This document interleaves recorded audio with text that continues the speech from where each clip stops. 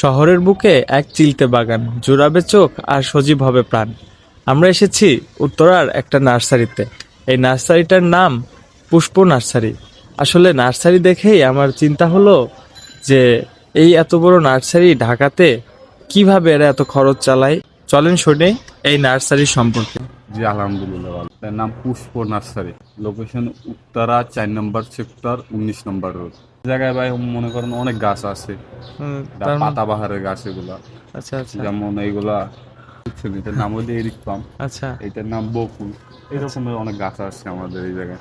এই জায়গায় বেশিরভাগই গাছ হলে পাতাবাহার, বুঝছেন। এগুলো আমরা অফিসিয়ালি ভাবে ভাড়া দিই। আমরা তো মনে করেন ওই খুচরা বিক্রি করি না। আচ্ছা দুই একটা যদি কাস্টমার আসে তাহলে বিক্রি করি, আর আমরা এক্স্যাক্টলি এটা হলে আমরা অফিসিয়াল ভাবে ভাড়া দিই, বুঝছেন। আচ্ছা আচ্ছা যেমন একটা গাছ মনে করেন ভাড়া দিলে কমেন্টটা 60 থেকে 70 টাকা প্রতি মাসে ইনকাম।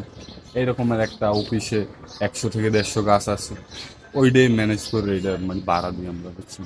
এই জায়গায় আমরা আছি 3 জন, একজন মালিক, 2 জন স্টাফ।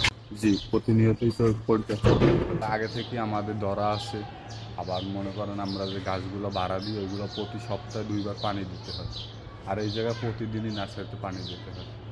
আমি তো ওই জায়গায় চাকরি করি। আমার মূল যে মহাজন, মনে করেন তার প্রতি মাসে আমাদের দিয়ে তার মনে করেন 1000-20 টাকা থাকে প্রতি মাসে। আনুমানিক মনে করেন প্রতি বছর 1,20,000 টাকা ভাড়া।